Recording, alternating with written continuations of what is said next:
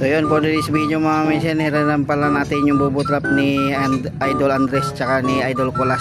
So yung bubot trap natin nandun mga bossing, gawa nga ng may panghito at tsaka may pang arroyo tayo ngayon. So andyan na yung mga mga boss, so, andyan na sila oh.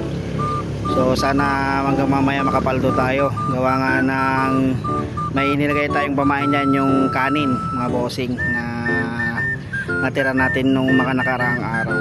So in-stack natin yun para mas maganda yung amoy nung pamain natin sa mga isda mga boss. Ayan, oh.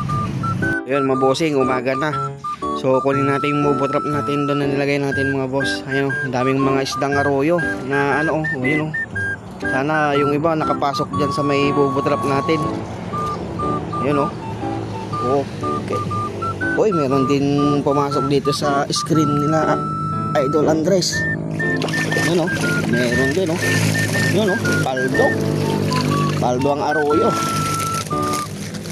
Ano? May arroyo na din dito sa screen. Yung isa natin bubot trap andun oh. Tingnan natin din to kung meron din nakuha. Oo, yun oh. Meron din oh.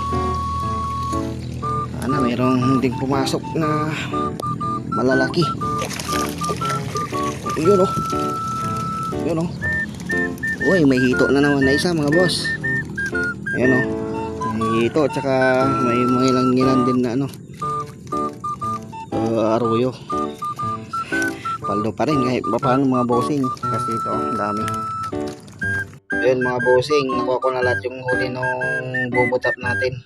So sa mga nagustuhan nga pala itong video na to, bakasan na para lahat ng followers natin mapunta sa inyo. Hanggang dito na lang mga bossing. Peace out. Paldo.